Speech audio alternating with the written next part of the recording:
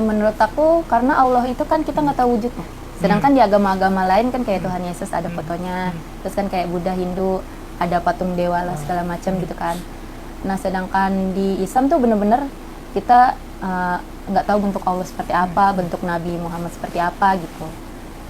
Itu sih yang buat aku yakin karena apa ya, kan tidak sama dengan manusia. Cewek ini mantap bersahadat karena tidak tahu wujud Allah itu seperti apa ya. Kalau Tuhan yang lain itu kan kelihatan ya guys ya, gitu kata cewek ini ya. Bagaimana video lengkapnya? Silahkan kalian simak di video reaksi kali ini. Tapi sebelumnya yang belum subscribe channel ini, silahkan subscribe channel ini ya guys ya. Yang sudah subscribe, saya doakan kalian semoga masuk surga Allah Subhanahu wa Ta'ala. Amin Allahumma amin. Dan dilancarkan rezekinya tentunya. Silahkan subscribe yang belum subscribe ya guys ya. Oke, kita tonton videonya bersama-sama. Orang tua rajin ke gereja. Kalau mbaknya sendiri?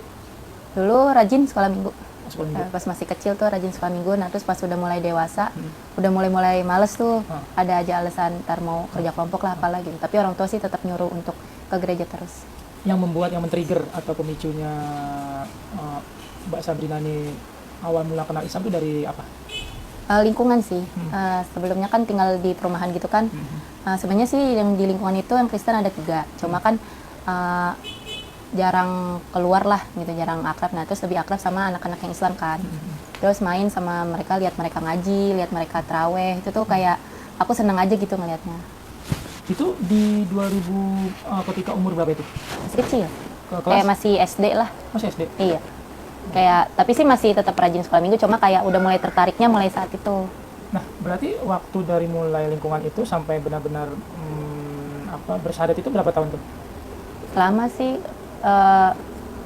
Dulu aku tuh kan nggak berani ya kan, karena tahu tuh aku resikonya kalau misalkan masuk Islam, ya resiko pahitnya diusir lah dari keluarga gitu. Jadi aku dulu kerja, pas nyari kerja, nah terus masih belum berani juga tuh. Jadi aku nyari aman sendiri kan, nyari pasangan Islam kali ya biar nanti nikahnya ada alasan gitu, masuk Islam karena nikah buat alasan aja. Nah tapi seiring berjalannya waktu kan aku dikasih baca Al-Quran gitu kan yang bahasa Indonesianya itu. Nah itu sering nemu ayat-ayat tentang yang orang kafir, terus penjelasan tentang Nabi, siapa itu Nabi Isa, siapa itu Maryam, terus tentang kalau misalkan kita mati dalam keadaan kafir tuh masuk neraka gitu kan jadi takut ya. Jadinya akhirnya memberanikan diri untuk mualaf sebelum nikah. Masya Allah, jadi begitu ya guys ya. Sebenarnya ingin cepat-cepat mualaf, tapi beliau ini takut karena alasan sama orang tuanya itu bagaimana ya guys ya. Akhirnya berpikir apakah menikah dulu ya. Kalau menikah dulu kan ada suaminya, terus kemudian nanti ada yang jadi alasan kenapa jadi mualaf. Oh gitu. Masya Allah ya. Oke, lanjut dulu ya guys ya. Karena kan waktu itu pikirannya nikah juga kayaknya masih lama gitu, belum ada duitnya sekarang. Sebelum bersyahadat itu sempat mencari tahu nggak sih? Istilahnya yang mencari tahu dari buku atau dari channel YouTube atau apa, Islam itu seperti apa gitu? Enggak sih, cuma waktu itu waktu dulu kan pacaran tuh sama yang sekarang jadi suami aku tuh ya. Terus kata dia ya udah kamu baca Al-Quran aja dulu gitu yang bahasa Indonesianya. Nah dari situ tuh mulai yakin. Tadinya tuh cuma karena suka pas lagi SMA nih kan aku lomba pramuka nih. Nah biar seragam dipakein kerudung. Terus pas dipakein kerudung suka gitu kayak apa ya? Kayak menurut aku tuh cara Islam indah aja gitu untuk menjaga aurat seorang wanita gitu kan. Nah, terus tadinya sih nggak terlalu nyari-nyari tahu lebih jauh gitu, nggak pernah lihat channel-channel YouTube juga, cuma karena baca Al-Quran itulah yang bahasa Indonesianya itu, jadi makin yakin gitu. Orang tua bagaimana waktu itu? Maksudnya cara memberitahukannya, bahasanya seperti apa itu? Iya, nah itu aku itu kan nggak pinter dalam berkata-kata ya, apalagi kayak berdebat gitu kan. Aku takutnya nanti kalau aku berdebat gitu kan, nanti orang tua makin sakit hati lah, agamanya diolok-olok apa gimana gitu. Nah jadi aku masuk Islam dulu Januari, baru ngasih tahu ke orang tua itu Maret. 2 bulanan? Iya, Maret atau April gitu kalau nggak salah. Nah itu aku ngasih tahunya sambil gemetaran gitu kan. Awalnya aku pancing-pancing dulu, aku kalau masuk Islam gimana gitu. Nah respon orang tua kayak masih biasa aja kan, kayak cuma palingan kayak cuma angan-angan aja gitu kan. Jadi jawabnya kayak santai aja, yang kenapa masuk Islam gini-gini. di debat lah segala macam. Nah tapi pas udah aku ngasih tahu, tapi aku udah masuk Islam lah gitu, baru udah di situ berantem, hampir diusir juga sih. Cuma kan karena aku anak cewek satu-satunya, jadi mama kan lebih dekat ke aku tuh. Jadi mama kayak masih pertahankan aku. Masya Allah, ternyata waktu pertama kali bilang ke orang tuanya kalau dia ini telah menjadi mu'alaf, itu pernah sempat mau diusir juga ya guys ya. Masya Allah, sangat berat banget ya ternyata ya menjadi seorang mu'alaf itu guys ya. Oke, kita lanjut videonya guys ya. Kalau di lingkungan keluarga sendiri atau saudara ada yang Islam nggak? Ada, tapi ada. bukan saudara kandung sih, jauh banget. Nah itu yang Islam juga dia nikah sama yang Kristen, jadi beda agama gitu. Oh gitu. Berarti sempat saat itu berarti ya maksudnya nggak terlalu yang dari orang tua nggak terlalu yang mendapat pertentangan yang bagaimana gitu lah, yang lebih misalnya sampai diusir atau sampai dikucilkan gitu, nggak komunikasi. Iya, awal-awalnya sih sama beberapa bulan ya berantem terus lah, terus orang tua nangis terus. Terus mama juga bujuk-bujuk, nanti aja ya Nang, masuk Islamnya tunggu kamu nikah aja gitu kan. Kataku nggak bisa mah, itu kan namanya main-mainin agama. Aku udah masuk, terus aku juga masuk Islam. Tadinya dituduh gini pacar aku tuh yang sekarang suami aku kan, gara-gara namanya kan Ade ya, gara-gara Ade kali ya kamu ikut masuk Islam gitu. Kayaknya itu gitu, kataku enggak, aku emang udah dari kecil aku emang udah tertarik gitu. Seperti itu ya. Ade aku yang di bawah aku pertama tuh yang dia marah banget sampai pengen ngusir aku tuh, udah nyiapin koper segala macam. Iya, laki. Aku anak pertama. Oh iya, tadi anak cewek. Nah, terus dalam kondisi seperti itu tadi ya, dalam artian kalau untuk muamalah bergaulan dengan tata akhlak orang tua bagaimana tuh? Sekarang sih udah biasa Muamalah aja. Enggak, di awal-awalnya? Oh, awal-awalnya iya kan yang mama takutin kalau aku masuk Islam kan aku jadi jauh dari keluarga. Nah, jadi aku membuktikan kalaupun aku beda agama, aku tetap masih anak mereka yang kayak biasanya gitu, yang kayak dulu. Jadi dulu kan kerja, jadi tiap minggu pulang gitu. Walaupun pulang ujung-ujungannya debat, tapi nggak apa-apa, aku terus pulang. Jadi pengen ngebuktiin kalau aku tuh nggak bakal jauh gitu. Dari waktu awal-awal mula masuk Islam tuh apa sih yang merasa berat gitu lah ya dibanding agama sebelumnya, cara ibadah gitu? Iya, dulu kan kerja di restoran ya. Jadi kan kalau kita mau sholat itu kan mesti jalan dulu ke bawah, sholatnya kan di lantai bawah. Nah, sedangkan waktu itu banyak teman-teman aku yang nggak sholat juga. Jadi kan kayak gimana sih, kita sholat sendirian, gak ada temennya gitu. Ya tapi kan mau gimana pun ya tetap sholat. Kadang suka ada yang ini juga sih, ada yang protes karena sholatnya lama banget gitu. Karena kan kalau cewek kan ngantri mau kenal segala macam udah gitu. Aku kan masih baru apalan, jadinya kan sholatnya emang agak lama gitu. Itu aja sih, tapi lama-lama udah terbiasa. Oke. Nah terus ini ada yang lupa. Jadi ada tidak sih hal lain gitu lah yang dia anggap ketika belajar atau mencari tahu, ada tidak sih yang dianggap lebih masuk akal gitu loh, dari secara ketuhanan itu dibanding Islam dengan agama lainnya, yang membuat Mbak Sabrina tuh merasa yakin ini memang pilihan gitulah, dan dari segi yang Islam lebih masuk akal kayaknya, dia lebih logis gitu. Dari secara ketuhanan ada nggak sih?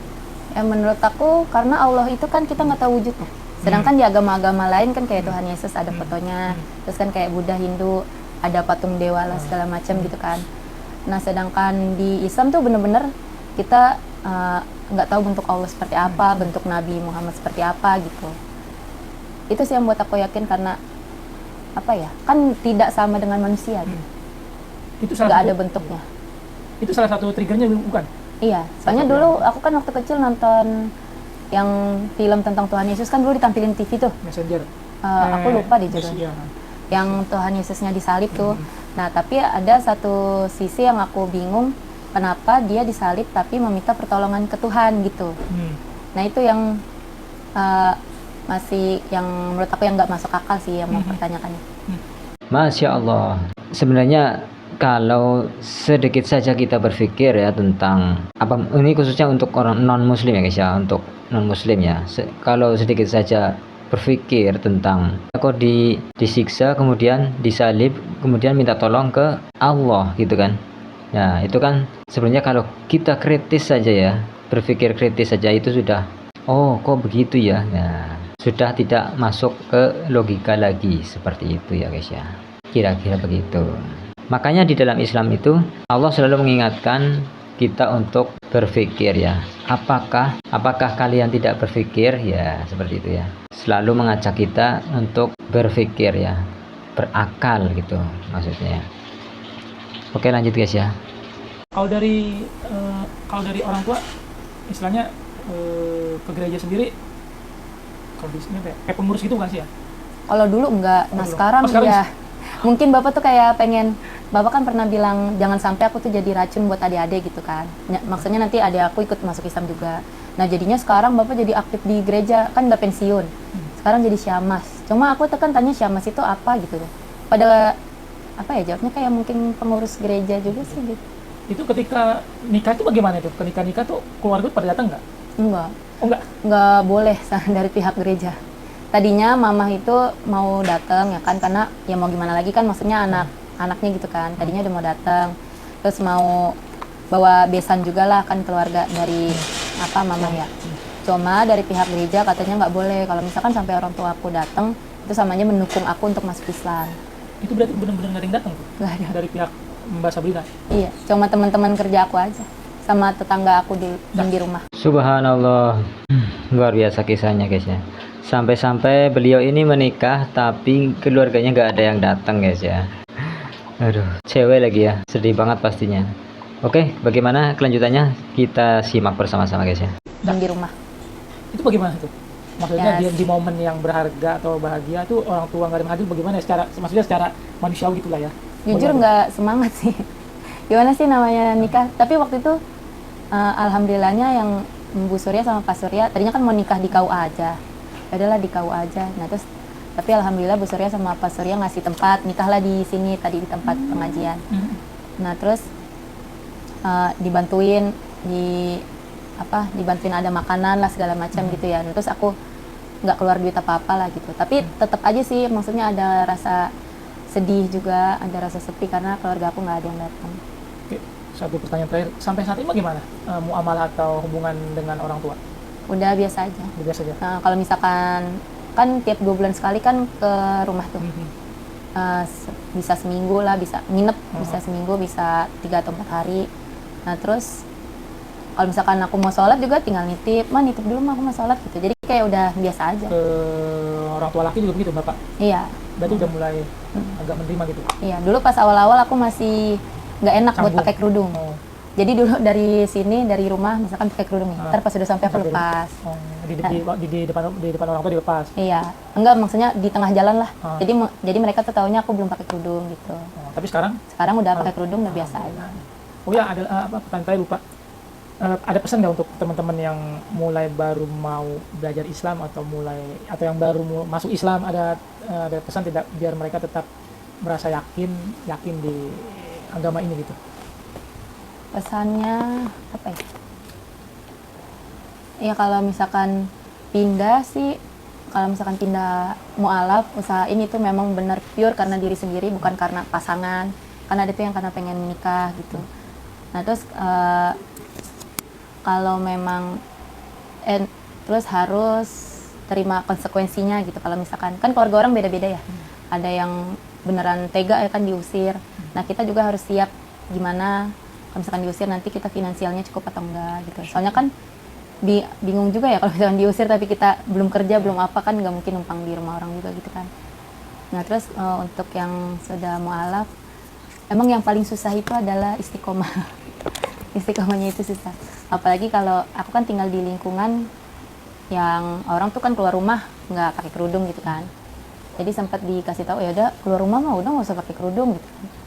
Nah istiqomahnya itu memang yang harus dipaksakan lah. Soalnya kalau enggak lama-lama makin longgar. Jadi walaupun kita kayak capek banget, nggak sholat dulu deh, harus dipaksain. Kalau enggak nanti terbiasa bolong 1, ntar bisa bolong 2, bisa bolong 3. Oh, Masya Allah, luar biasa kisahnya ya. Semoga bisa menjadi pelajaran untuk kita semua. Teman-teman, sampai di sini dulu video kita kali ini. Terima kasih telah menonton sampai selesai. Sampai jumpa di video berikutnya.